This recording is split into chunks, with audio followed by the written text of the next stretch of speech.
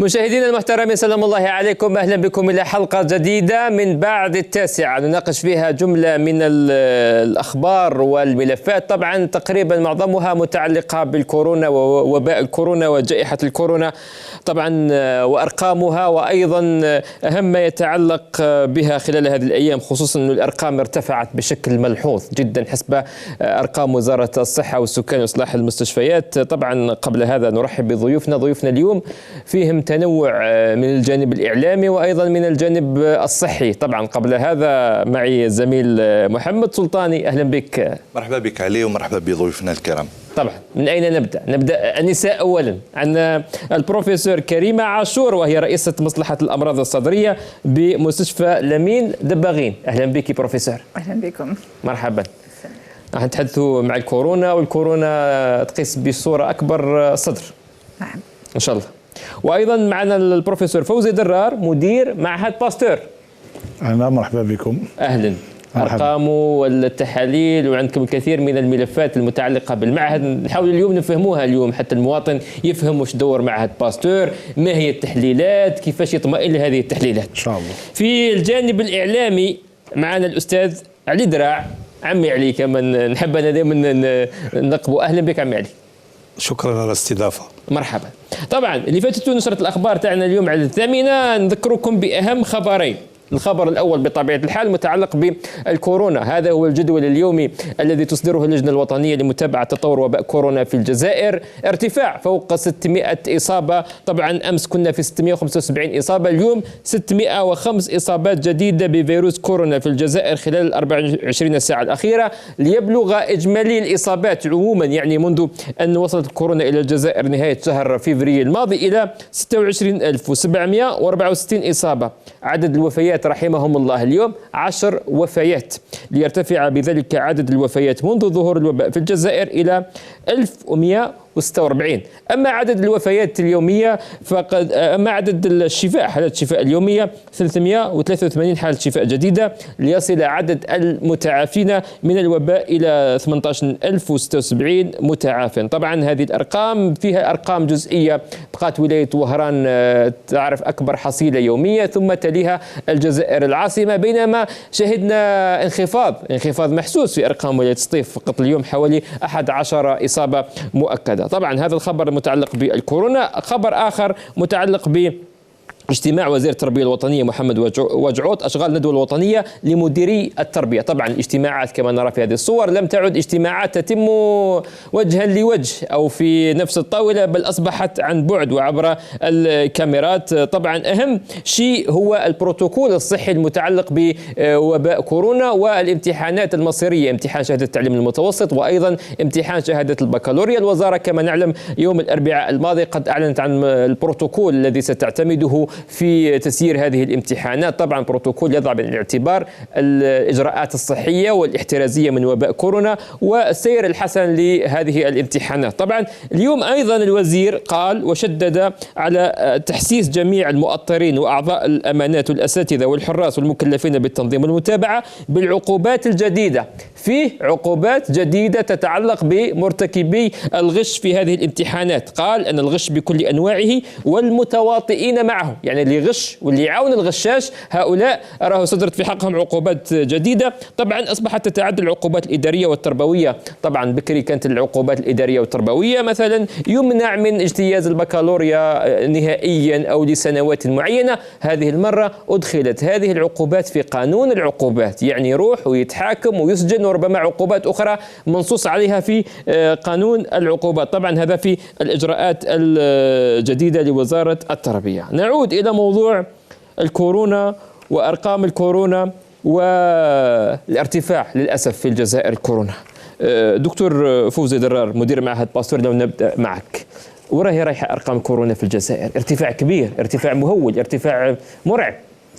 لا يعني لازم ناخذ الإحصائيات بحذر، لأن لما تشوف مثلا في الجزائر العاصمة سجلنا حوالي أظن 51 حالة، لكن عدد سكان الجزائر العاصمة هذه يعني عدد ماهوش كبير، لأن دائما كي نحكموا الأعداد لازم نشوفوا عدد الناس اللي كانت مؤكدة على الناس المشتبه فيها، وهنا تشوف بلي كاين فرق كبير بين الاثنين.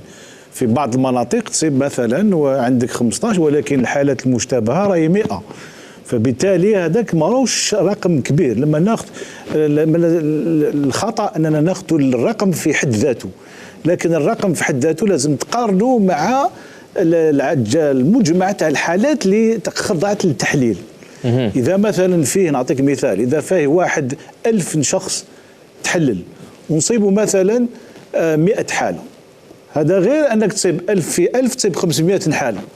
فبالتالي لازم يكون دائما الرقم ناخذوه على حالات المشتبه فيها، ولما ناخذوا عدد الحالات المؤكده بالتحليل ونقارنوها مع العدد العام الاجمالي تاع الحالات المشتبه فيها، ماهوش ارقام قياسيه بمقارنه مثلا بما يحدث في الولايات المتحده او فيما يحدث في بلدان اخرى وين الارقام مرتفعه جدا بالنسبه للكورونا. انا نظن باللي الحاله فيه ارتفاع في نسبه الحالات. بحيث الولايات المتحده الامريكيه حتى الرئيس الامريكي يعني لما سالوا الاعلام واش يا ترامب الارقام عندنا راهي مرتفعه، قال لهم باللي احنا نديروا لي تيست اكثر من اي بلد اخر. يعني هذا يتعلق بالتيست، يتعلق بالتيست ويتعلق كذلك بعدد الحالات وعدد الحالات اللي راحت للمستشفى وكم من الحالات اللي مشات للمستشفى وكم من الحالات اللي ما قدرتش تروح للمستشفى وكم من الحالات اللي راهي في البيت وكان عندها حالات خفيفه وما راحتش للنظام الصحي. هذه كلها تؤخذ بعين الاعتبار. يعني هذه الارقام هي تفضل. كيفاش نعرفوا عدد المشتبه فيهم صديق؟ كيفاش نحددوا عدد المشتبه فيهم؟ مثلا نعطيك مثال، احنا مثلا في المعهد يجيك 1000 حاله مشتبه، يجيك 1000 عينه. 1000 عينه يعني 1000 حاله مشتبه فيها. او ديبار مشتبه فيها. مشتبه فيها. داكور. كي يلحقوا المخبر نأكدوا منهم 50 ولا 100. هذا يعني ان غالبيه الحالات المشتبهه ما عندهاش الكورونا. ما فيهم الا 50 ولا 100. فبالتالي يصبح الرقم تاع يعني المدلول كما نقولوا احنا تاع الرقم تاع الحاله مؤكده غير لو كان تقولوا وحده. فهمتني؟ لهذا المهم جدا ان يكون عندك نسبه، ماهوش الرقم في حد ذاته، لان الرقم ممكن مثلا تحكم 600 حاله. لما نحكموا الرقم تاع 600 راهو عدد كبير، يعني 600 مثلا 611، ولكن لما تحكم 611 على 2000 ولا عينه غير انك تقول باللي 600 حاله. فبالتالي انا نقول باللي الحاله ما راهيش خطيره حتى لدرجه والناس. لكن هنا ربما بروفيسور قارنا بان ارقام الجزائر في الشهور الماضيه والارقام الحاليه، يعني من العيد الصغير لهنا الحاله انفجرت شوي، انفلتت. هنا راني معك، يعني باش نقول لك بلي الحالات ارتفعت. يعني الحالات لو نقارنوا بمثلا كما تقول في العيد، الحالات راهي في صعود، ولكن كم العدد الحالات المشتبه فيها وكم العدد اللي راح للمستشفى تلقاه اكبر من العدد اللي راح في العيد.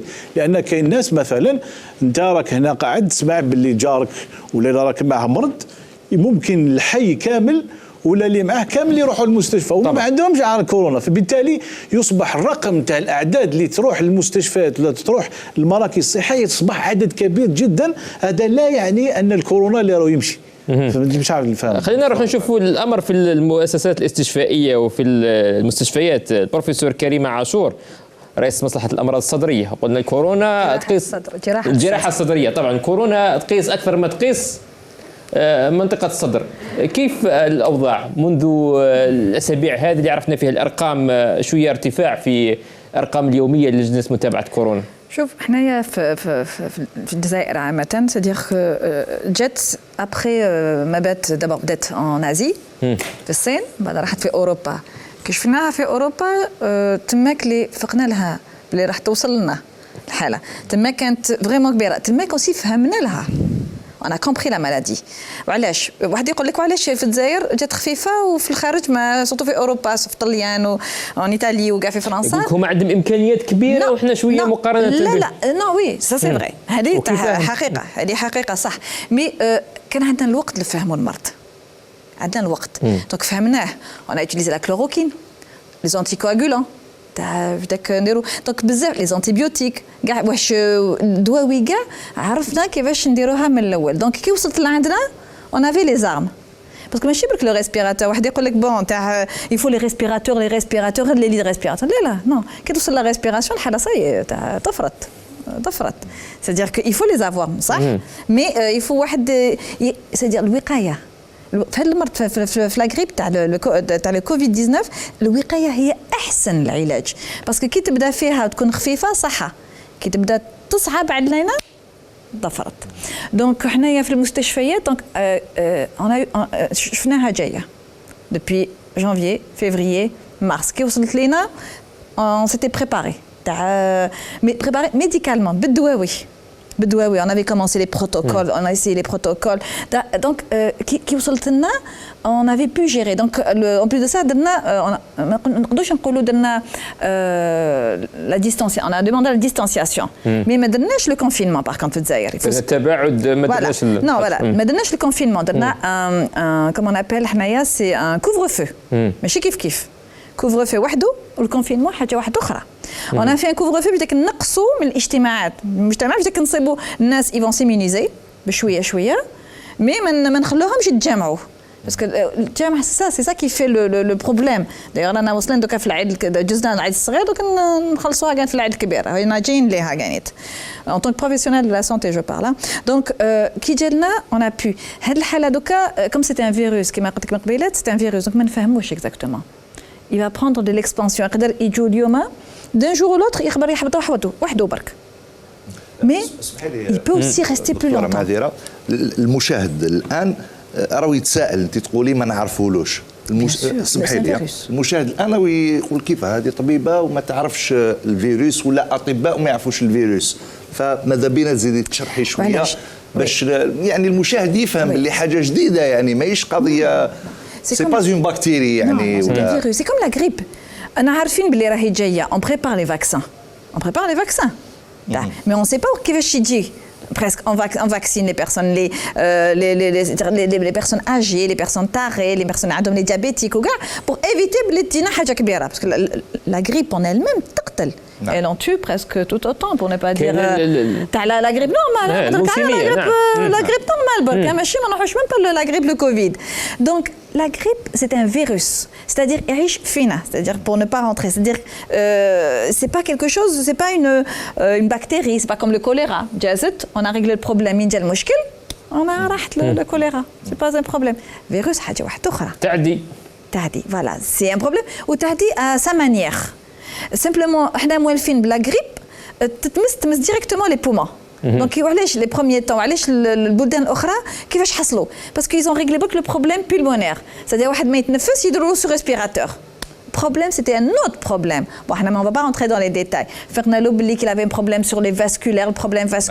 problème aussi sur les infections problème بزاف حوايج c'est pas donc جا وكي وصل عند العبد يعطوا له بزاف الاعراض تاع لو ديجستيف تاع الكرش كي تتمشى بزاف فوالا اسهال تعطي له بروبليم تاع لي بروبليم كوتاني تاع الجلد تعطي له بروبليم بولمونير مي سورتو الدم لي فيسو سانغان كيف قلنا لها باللي كال توشي لي فيسو سانغان ça c'était quelque chose d'extraordinaire on a pu faire les protocoles de traitement c'est ça بها اللي قدرنا نسلكوا مي باسكو علاش ما دزناش حنا الاولين حنا دزنا كاين العالم يضر وحنا نتعلموا ندو في المعلومات باسكو علاش كوم جو فوز دي سي ان فيروس ايموت سي ان فيروس ما يقعدش هو سادير اليوم يكون اكس غدوه يصرى ايغريك يتحول العام الجاي peut-être ça va être un Covid 20 فهمتني bah oui c'est ça le problème c'est un virus يقدر ما يزيدش يرجع comme au niveau de la grippe espagnole يقتل 50 millions de personnes من تماك ما زدناش سمعنا له يعني عنده مزاج وهذا ماشي مزاجو دون سي ان بروبليم دو جينيتيك اون داكور حنايا نعطوا له برك بيان سور اون سينيفيكاسيون جونتيف نقدروا نفهموه مي سا دو نوسيون جينيتيك كي سون بلوز امبورطونت نعم عمي علي ربما انت كمراقب وكاعلامي تشوف باللي الجزائريين في بدايه يعني كنا نحسبوا بال20 ب30 رقم يوميا كنا اكثر يعني تشددا مع اجراءات الوقايه واليوم 600 و700 ربما رانا قراب لها ولا شيء طلقنا في الاجراءات ولا لا هو بسم الله الرحمن الرحيم اعتقادي ان الوضع متشبك نوعا ما ومعقد. النظام في الجزائر القديم لم يقوم بالدور الذي كان لازم عليه يقوم به فيما يخص المستشفيات. المستشفيات تحولت في وقت معين إلى شغل مهملة، ما فيهاش إمكانيات، ما فيهاش وصاية حقية، ما فيهاش، بالرغم من الجيش الأبيض اللي نسميه الأطباء والممرضين والإطارات والمحللين، ويعني كل الجيش هذا اللي كان موجود كان في المستوى، والمنظومة الصحية نتاعو هي التي كانت ناقصة لأن تقوم بمواجهة هذا العدو الخطير اللي جانا بغير صدفة، يعني هكذا حتى لقينا وصل لنا بعيد على كل بعد. إذن التحضيرات التي كانت في البداية لحد اليوم علي، لحد اليوم فيه ناس كثيرة تقول لك ما كانش منها الكورونا هذه، فيه ناس كثيره راهي تقول راهم هي الدوله اللي قايمه بهذا الشيء هذا، فيه ناس كثيره نظريه المؤامره، فيه اتجاهات داخل ويغلطوا بها المجتمع، يغلطوا بها الشعب، المواطنين البسطاء مساكين، تقول له يقول لك لا ما كاش منها، خلينا من هذو دايرين هذا الدعايات المسمومه اللي تلقوها بعض الناس. انا نقول ربي يهديهم، المفروض كنا نتجند كلنا، كل المجتمع، حكومه، الدوله، الاطارات الطبيه غير الطبيه، كل المجتمع نجندوا لهذا العمل، لان هذا المرض خطير جدا ونعتبره عدو، ولو كان ما نتجندوش ليه ونترك بعض المصالح السياسيه، بعض الايديولوجيات كذا نتركها صحيح، لانه جانبا ما كاش سياسه مع المرض. صحيح، لمجابهه هذه مجابهه هذه. لو كان ما نروحوش نشرح للمواطنين، انا وانت والاخت وانت وهذا وكلنا الائمه الاساتذه الاطباء، كلنا نروحوا نشرح للمواطنين بلي عمل خطير، لابد من اجراءات، والاجراءات هذيك لابد من عمل الكمامه، لابد من ابتعاد عن الاشخاص، لو كل ما نقومش بهذه الدوله وحدها ما تقدرش تقوم بشيء، لابد اننا نجند مع بعض ونمشي لرضع هذا المرض. صحيح.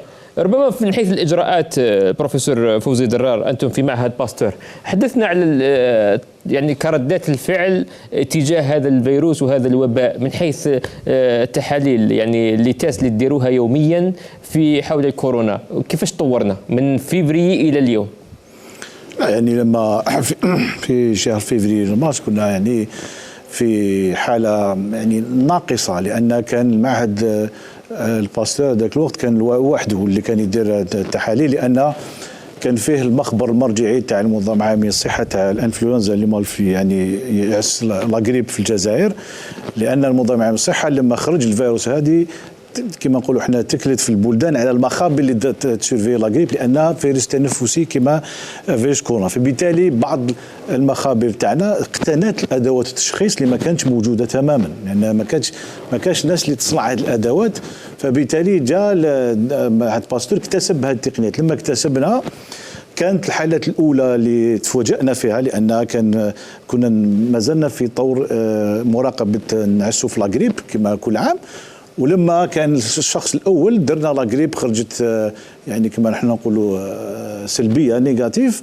وكان عنده اعراض، فبالتالي تيستيناهم في الكورونا فيروس وخرجت اول حاله، فبالتالي هذيك الحالات كانت اول انذار.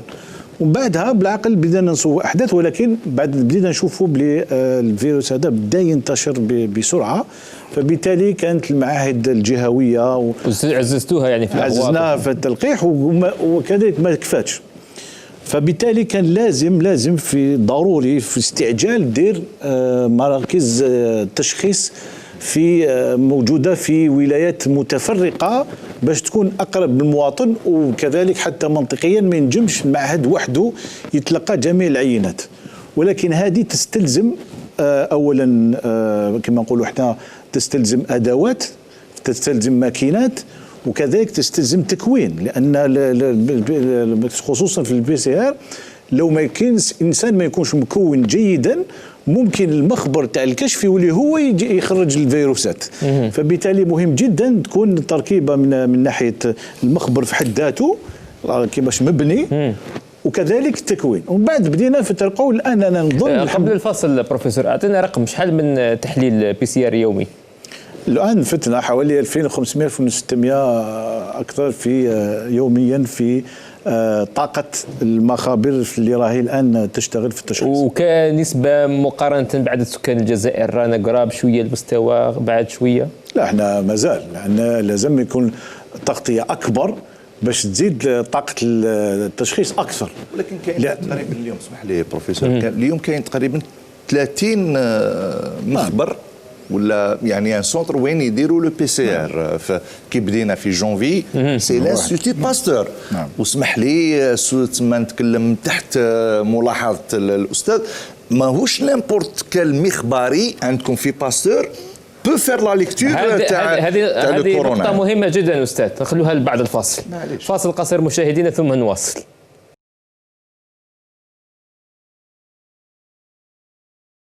اهلا بكم مشاهدينا الكرام مجددا بعد 9 مستمر معكم عبر قناه البلاد طبعا برفقه زميل محمد سلطاني. اهلا بك. مرحبا بك. مرحبا بك. وطبعا اليوم معنا ضيوف السيد علي دراع. مرحبا بك عمي علي مرة اخرى.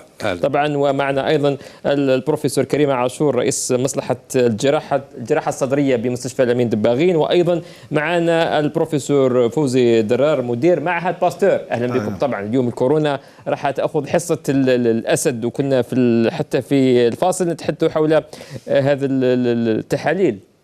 بروفيسور كريم عاشور، وقلت لي انه لازم نطرح سؤال متى وكيف تجرى هذه التحاليل؟ شوف احنا البروبليم حنايا دوكا انا ندير جراحه دونك جراحات تاع سورتو تاع الامراض تاع لي كونسير. دونك حنايا دوكا البروبليم تاع لو كوفيد اللي جانا واحد انا ان كوفيد اللي يموت pour un pourcentage كتر de pathologies واحد اخرين sur les cancéreux اللي عندهم بروبليم كاردياك بروبليم رينال لي AVC. دونك وعلاش دونك دوكا حنايا دوكا رانا نعيشوا مع هذا الكورونا مي البروبليم مرضى واحد اخرين اون دور دو كوفيد. سي فري حنايا اون في لي بزوت باثولوجي دوكا الامراض واحد اخرين كيفاش دوكا نداويوهم dans cette situation de Covid parce que حنايا dans les services معمرين des cancéreux de l'âge de 6 mois نتفاهموا de 6 mois à 90 ans. Donc on fait des enfants et les personnes âgées. Donc on va travailler dans ces conditions mais sans infecter. C'est-à-dire qu'il ne faut pas économiser aussi malades parce que quand on est malade, c'est pas bien. Ils meurent parce que d'autres ils les ont contaminés, c'est pas bien. Donc maintenant ce qui nous intéresse c'est en dehors du Covid. Dans la situation du Covid, comment soigner? Voilà, donc c'est-à-dire c'est pour faire bien attention. Mais quand je le Covid, c'est vrai qu'on a هضروا كتر عليه. من المرضى واحد اخرين لي كونسيرو اللي كانوا العام اللي فات وهذا العام والعام الجاي مازالهم هنا. لي بروبليم ديابيتيك، لي انسفيزون رينال، لي ترانسبلانتي، لي تروك هادو مازالهم هنا. راهم يموتوا لنا نتفاهموا. On est en train de faire le chiffre du Covid, mais si on devait faire la liste, la courbe des malades qui ne sont pas Covid en يموتوا. Le Covid, on ne sait pas. Comprenez ce que je veux dire? Maintenant, ce qui nous intéresse, c'est comment travailler avec les patients dans cette situation. Sans que nous ne mordons et sans que nous ne d'autres pathologies. Mais on a déjà de leur pathologie. Donc ça, c'est important. Donc c'est pour vous expliquer la complexité. Mais si vous dites, est-ce qu'il y a un Covid ou là? هذا هو السؤال. هذه خفيفة احنا عندنا. علاش؟ هذه خفيفة عندنا. Parce que علاش s'il n'est pas taré, il n'y a pas de problème. On se base, en tant que professionnel de la santé, on se base sur plusieurs choses. D'abord, les symptômes. D'abord, نشوفوهم. الأعراض الظاهرة. أعراض ظاهرة. Il y a l'examen clinique. هذا الأول. Ce qui est bien en chirurgie thoracique, les scanners فيهم. Donc, on est dans les scanners thoraciques. On a la sérologie, même si elle n'est pas, on a la PCR en dernier lieu. Biha, on arrive à faire un diagnostic. Donc, quand حاجة خفيفة, très souvent, il est tranquille. Sinon, il a un protocole de traitement et en fonction de l'ARA تاعو, on va demander par exemple واحد خفيف, je vais lui demander peut-être une sérologie تكفي. نشوف الحالة زادت, je lui rajoute un scanner. نشوف الحالة باللي je suspecte fortement, je demanderai une PCR. لأنه دائما في التحاليل كان نسبة مئوية يقول لك عنده 50% 35%.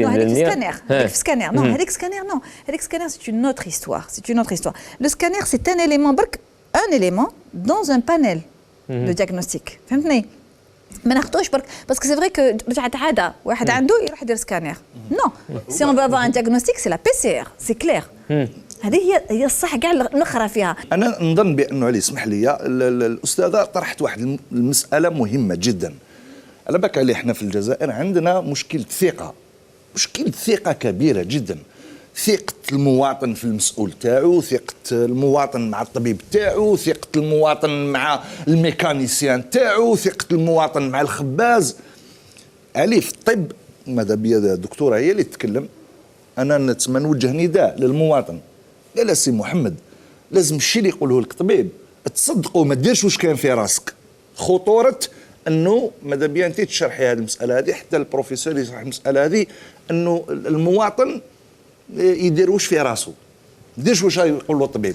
ماشي في راسه. شوف كما قلت لك حنايا صافي دوبي جانفي فيفري رانا نخدموا كما قلت لك درت برا اون بي سي ار رغم انك يوميا راك بيان سور. علاش؟ باسكو لو بروبليم سي كو ديجا نوسوسوا روحنا درا كل سمانه ما جاتش. سي با دابور سي با نورمال باسكو علاش مادام حتى الجزائري لما يطلع سخانه تاعو شويه يعني شويه الحمى فيها كورونا انايا التوسويس هذا في زمن المرض يزيد. بصح حنا ليكزامان كلينيك هو الصح. سي حنايا سي دابور ليكزامان كلينيك اون فونكسيون بالاعراض تاعو ديجا عارفين ديجا واش كان مريض ديجا من قبل، باسكو كاين عندهم بزاف حاجات مرضى عندهم بروبليم دو ديابيت دو سكر دو بروبليم ديجيستيف وكاع. اي من تماك اون اورينت اسكو لازم نزيدوا عليها ولا يبو سامبلومون سو كالمي. سادير من بعد نشوفوا الاعراض كيفاش تزيد مي بشويه، ما نخلوش حتى الحاله بيان سور تفيد. من تماك نزيدوا اسكو دوموند ان سكانير اون سيرولوجي اسكو نيسيسيرمون نديروا اون بي سي ار، باسكو رانا نشوفوا اسمح لي الحاله اكطوالمون اللي يجي يقول لك ندير بي سي ار. نو علاش دير بي سي ار؟ باسكو اليوم تقدر دير بي سي ار نيجاتيف غدوه تشوف واحد اخر مريض تحكمها. دونك سي بور سا حنايا قلنا بلي لا ديستانسياسيون اي لا سيكوريتي اللي نديروها دون نو جيست دون نو في كوتيديان هذا هو اللي يمنعنا من المرض. دكتور درار، قضيه الصلاحيه تاع نتائج التيست هذا وشحال كان يقول لك خلاص يعني التيست هذا صالح لغايه في اللحظه اللي درتوا فيها، اما فيما بعد حاجه واحده اخرى. شوف هذه سؤال مهم جدا، خاطر كاين بزاف الناس اللي يعاود لك يقول لك انا ندير بي سي ار وما عنده والو، ولا يجي يقول لك راني نجست على الانسان هذاك مريض مريت عليه لازم ندير بي سي ار. حنا لازم تفهم الناس تفهم حاجه مهمه، هاد التحاليل سواء البي سي ار ولا واحد اخرين داخلين في استراتيجيه، ماشي ما نجمش دير هكذاك في تحب ديسيدي كما قال لك. كاين كما نقولوا حنا كاين ثقه في كما نقولوا حنا في القرار تاع الطبيب ولا المخبري، لان الطبيب ولا اللي راح يقرر باش يدير لك بي سي ار وعارفوا علاش الوقت اللي دار لك فيها بي سي ار. مثلا نعطيك مثال، البي سي ار مثلا لو ديرها مبكرا في الفيروس، واش الفيروس تاع الكورونا عنده وقت يبدا فيه ويدير منحنى ويطلع، بعد 72 ساعه عامه تكون يلحق البيك تاعو تاع ليكسكريسيون، من بعد يعاود ينزل سمانه ولا 10 ايام ينزل. فبالتالي هذا الفيروس لازم البي سي ار تاعك كي ديرها تكون مواكب بالمنحنى، لان درتها تحت المنحنى يعني بكري شويه تخرج لك ما يبانش، وانت تقول راك نيجاتيف تا ما راكش نيجاتيف. لازم تعاود ديرها مره اخرى باش تكون سير باللي هاد لا بي سي ار تاعك هذه.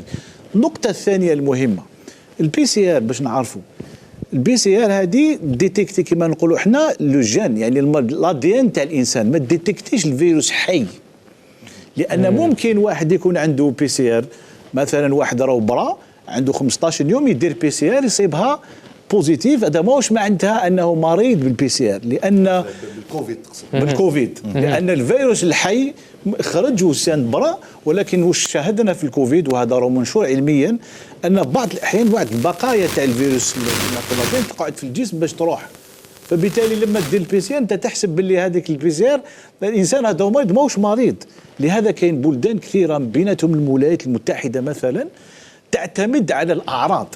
لما مثلا واحد عنده 3 ايام ولا ما يشعلش ولا ما عنده الحمى ويزيد 10 ايام ما عنده حتى اعراض، راهو يقولوا براه باري بدون ما يدير البي سي ار، لان هذا راهو اكثر كما نقولوا احنا جا بلوس يعطيك بلوس ثقه، لان ما عندكش اعراض خلاص ما عندكش الفيروس.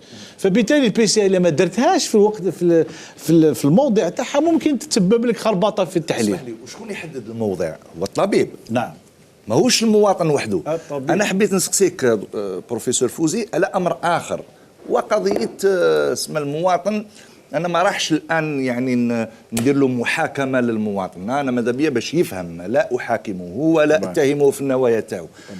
لو تيست رابيد هذيك يروح يدير تيست رابيد يقول لك سي بون انا سلامات لاباس نيجاتيف، هيا خلاص بريت، ما عنديش، انا راني ما يعني وش هو كما يقولوا الجدوى تاع لو تيست رابيد. يعني لحقت لك لماذا قلت لك في الاول بوان نقطه مهمه، قلت لك يعني التحاليل ولا اللي نديروها لازم تكون ضمن استراتيجيه اشراف طبيب. طبعا لماذا؟ لان قلت لك في الاول كاين منحنى يطلع تاع الفيروس بذاته، كي يحبط المنحنى واش يصرى؟ يبانوا المضادات الحيويه اللي يسموهم لي زونتيكور يبداو يطلعوا. لي تيست رابيد اللي تهضر عليه اللي انا نتكلم عليهم يديتيكتيو كما نقولوا حنا لي زونتيكور، فبالتالي الا درته في الاول ما يخرجلكش لان ما كاش مضادات حيويه في الوقت الاول، لكن كي ديرهم في الموقع ديالهم مثلا يديتيكتيو لك المضادات الحيويه تما تقول لي زونتيكور معناتها باللي لانفيكسيون تاعك راهي جازت، عندها مرحله من المهمات جازت، فبالتالي لازم نعطي لها التوقيت تاع باش كما نقولوا حنا الطبيب يبريسكريفي هو اللي يعرف وقتاش لازم يقول لك يدير لك بي سي ار وقتاش لازم يدير لك كما تقول انت تيست رابيد ولا تيست واحد اخر تاع لي سيرولوجي تاع الامصار. فبالتالي لو واحد انسان وحده يقرر يقول لك انا ندير تيست ولا ندير سيرولوجي ندير بي سي ار، هذه ممكن تتسبب له في خلبطه. معناه لوطوميديكاسيون عليه هو انه الانسان ياخذ ادويه وحده ماشي مليح، كذلك الكشف الشخصي طبعا دياغنوستيك جدا كذلك الكشف لوطو كذلك. انا عندي بزاف زملاء اطباء يشتكيوا من الضغط، لان واحد يكون قلت لك في الاول يكون عنده واحد زميل في الحي ولا يخدم معه يجي للمستشفى يقول لك لازم دير لي بي سي ار بغض النظر على واش عنده ولا عنده اعراض ولا ما عندوش، وهذا واحد زائد 2 زائد عشرات يكلف ضغط على الطبيب اللي في بعض الاحيان ما عندوش علاش يكون ضغط في مثل هذه الحالات. ربما بروفيسور درار هناك مشكل ثاني أثير كثيرا في الجزائر خلال الأيام الماضية، ليس بخصوص المرضى من الأحياء بل اللي توفاهم الله رحمة الله عليهم، ويبقى فيه شك يقول لك هذا فيه كورونا هذا ما فيهش كورونا، والبعض حتى قال لك أنه فيه حتى الأطباء أحيانا باش يهربوا من المسؤولية، أي فيه شبهة يقول لك هذا كورونا ودفنوه حسب إجراءات الكورونا، ونعرفوا كيفاش إجراءات الدفن في الكورونا وما يحضروش الأهل والجنازة تكون مباشرة وما الى ذلك. كيفاش نحلوا هذا الشيء؟ طبعا لان كما قلت لك كاين دي فاكتور في الوسط لما يكون احنا نذكروا بلي انا في بونديمي حاجه غير عاديه، ماهيش حاجه كاين نظام صحي يتعامل مع المرض في كما قلنا في الانفلونزا الموسميه، عندك موسم كذا انت راك في امام فيروس ما عنده حتى يعني كما هو اوكين لوجيك كما قال، يعني فيروس ممكن اليوم دير بي سي ار كما قلت لك شفنا في المستشفيات دير بي سي ار اليوم بوزيتيف غدوه تخرج لك نيجاتيف تعاود لك بوزيتيف، فبالتالي هذا الفيروس تعلمنا في وقت الوجود تاعو. فبالتالي هذه مثلا في الفيروسات في بعض الاحيان ناس توفى في اليوم الخامس وبعضهم يتوفوا في اليوم العاشر، فبالتالي ما كاش لوجيك. ولكن كما تكونش لوجيك كما قلت لازم ثقة في الطبيب تولي مهمة جدا، لأنه هو الجيد تاعك، هو اللي يورينتيك في الطريق اللي لازم. كما في بعض الأحيان يجي واحد طبيب يديروا عليه ضغط كبير يقول لك هاو جا وفيات هذا توفى ما على بالناش واش توفى وبالك توفى، ويجيوه يحطوه في المستشفى يقول لك هذا توفى، لازم يكون عنده شرح. هذا الإنسان ممكن يكون توفى ما توفاش بالكوفيد، ولكن الضغط اللي تعمل على الطبيب الميتنزي ضغط كبير في بعض الاحيان يقول ينطق مثلا يقول لك هذا بالك كوفيد، فبالتالي لو احنا على بالنا في بعضنا يسمع الكلمه هذاك يقول لك خوش كوفيد وينتشر وتولي كما نقولوا احنا البانيك اللي ما عندهاش اساس، وهذيك لا بانيك اللي تتولد هي الخطيره، لأن واحد لما يكون لابانيك راك حتول الضغط على الطبيب والضغط هائل جدا، وزيد كذلك الضغط على المحيط المباشر المجتمع اللي ما يفهمش بالضبط علاش، فبالتالي يقول لك احنا ده. ومن بعد الأحيان في بعض الأحيان لما تجي جثة ما عندهاش كوفيد وتبقى يوم أو يومين يقول لك هذه ما قعدتش يومين لأنها عندها الكورونا، فبالتالي نحوزوا نديروا نوضعوا لها على أساس أنها كورونا كما نقولوا احنا بالسيف. لا، هذه يعني لازم الانسان في بعض الاحيان خصوصا هنا يعاود يولي كما قلت الثقه في الطبيب تاعو، باش يخلي الطبيب يعمل في راحه تامه باش ينجم يقرر وينجم يدير تشخيص او ما يديرش تشخيص، هو اللي يعرف. السؤال الاكبر ربما بروفيسور كريمه عاشور. ديجا اسمح لي بركا بروفينير انا سيدير في الموفيات سي با ان بروبليم يكون كوفيد ولا ما يكون كوفيد. المشكل فيها الجزائريين عندهم طقوسهم اللي لازم يديروها، ما يروحوش لي ديسي، هذا هو الصح، فهمتني؟ لو بروبليم ماشي السيد ولا السيده اللي مات ولا لا بيرسون اللي ماتت، ما بروبليم الله يرحمها. لو بروبليم سي اللي قاعدوا سيدير لي بروبليم سيدير اللي تسمع واحد يقول لك نو رحت نعزي، واش تروح تعزي؟ سافا با واش تروح تعزي؟ حنا كاع اللي معليش ماشي اللي يروحوا اهله غير تاع مول الدار، حنا غير مول الدار اللي يقعدوا، واش بيكم تاع سي سا كو جو ني با كومبري انايا، ستادير كو دوكا البروبليم ماشي في السيد ولا السيده اللي ماتت، ديجا اللي يجوا يقدروا هما اللي يعديو ديجا.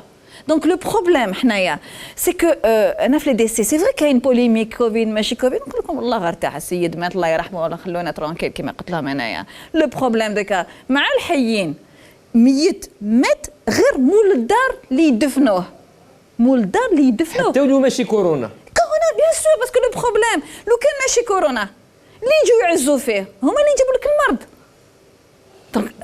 دونك يفو لو بروبليم ماشي في الميت، في الحيين. الميت كي سوا كوفيد ولا ماشي كوفيد كاسكون سون فو حنايا صاي الله يرحمه. لو بروبليم سي في الحيين. دونك اللي يجي تسمع له انا نو انا يو بليزيور ديسي دون لي كور ميديكال، اسمح لي جوسكا ماتنون في عملي ما رحت لهم، امبوسيبل نروح ني ميم دون مي بروش. علاش؟ نعاونوهم كي يكونوا حيين، نجروا عليهم يا با بروبليم، مي كي السيد يكون ميت ولا السيده تكون ميته الله يرحمها دفنوها، كوفيد ولا ماشي كوفيد. وسؤال اليوم وقتاش يبقى معنا كورونا؟ هذا عيانه بزاف والله غير عيا العالم. نو الكورونا ما يعيش، الناس اللي يعيوك. كورونا سي اون مالادي، فهمتني؟ كورونا سي دير كالا دي برينسيپ، الا دي ريغل، سي با لا ميم شوز. الناس اللي يعيوك وعلاش؟ ميت كوفيد خلوه ترونكيل، ماشي كوفيد خلوه ترونكيل دفنوه. وعلاش تتجمعوا كاع؟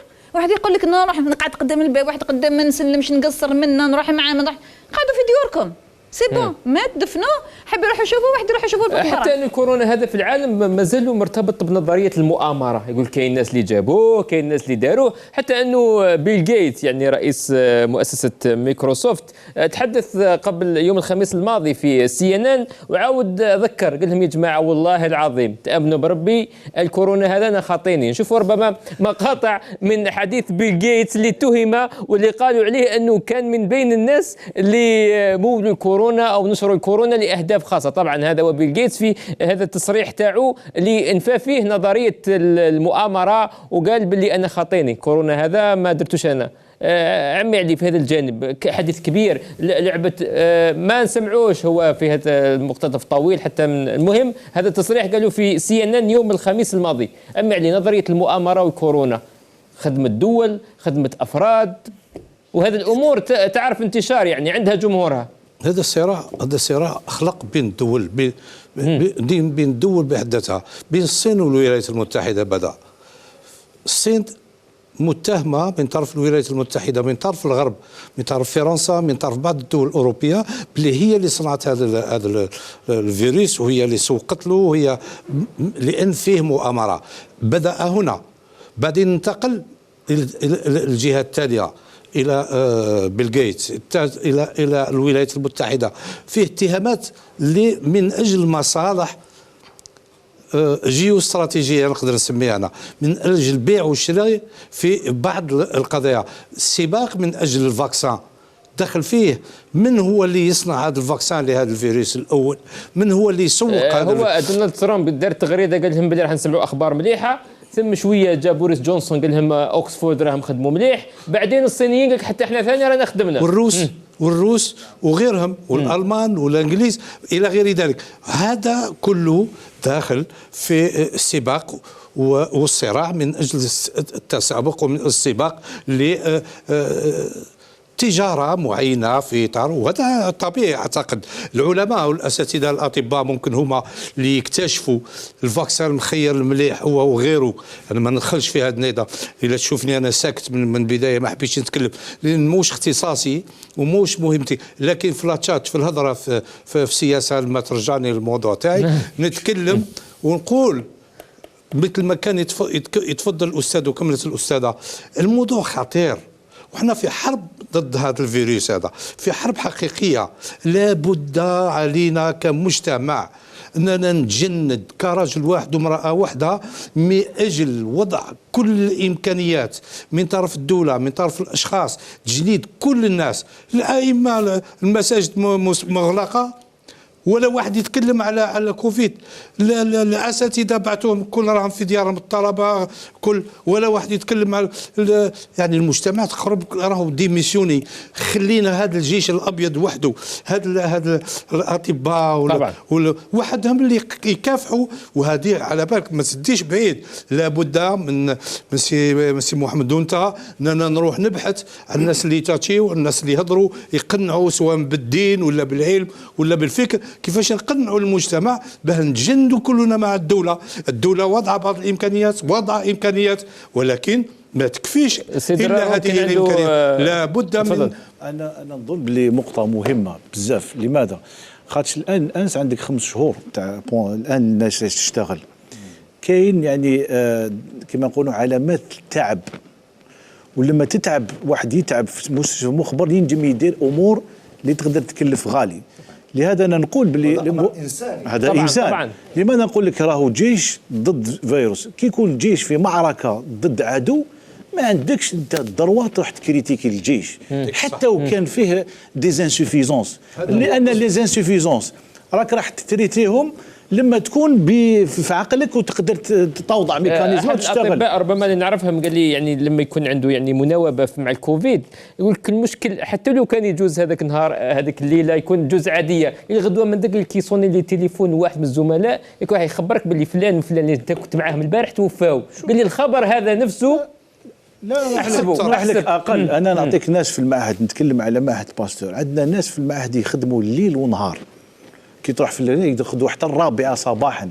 كاين ناس اللي باتوا تم ما شافوش العائلات تاعهم، ومن بعد كما نقولوا احنا يخدم بالقلب والعزيمه، ومن بعد يخرج مثلا برا ولا يقرا مقال يهضر على المعهد. كيف تصور انت الحاله النفسيه تاعو من بعد كيفاش؟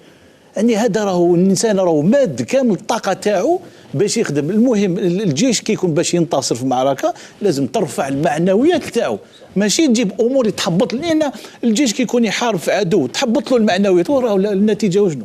النتيجه ما ينجمش يخدم. وشكون اللي يخلصها غاني يخلصها الشعب. فبالتالي مهم جدا ان البسيكولوجي. نقطه مهمه اخطر من هذا، لما الجيش يكون داخل في معركه وفي حرب يتطلب مش فقط المساعده المعنويه، يتطلب تجنيد كل العناصر اللي حوله، كل العناصر تتجند، لان هذا المرض هذا او هذا العدو راح يوصل لنا احنا الا ما نجندش. باه نجندهم بالتوعيه، نجندهم بالكلام، نجندهم بالنصيحه. نقول له المرض هذا هو حقيقي، المرض هذا الا ما ديرش الكمامه وما تبتعدش على الشخص متر ولا 2 راه يضرك ويضرني انا. هذا الكلام يقولوه الناس العقلاء في المجتمع. ربما بعد الفاصل ان شاء الله سوف نخليوها ال5 دقائق الاولى نواصل الحديث فيها حول موضوع الكمامه. هل الكمامه هي ربما تحمي ام لا تحمي، طريقه الكمامه، ثم بعد ذلك نروحوا نتحدثوا مع خصوص مع عمي علي ذراع حول الراحل الامين بالشيشي. مشاهدينا الكرام فاصل قصير ثم نواصل.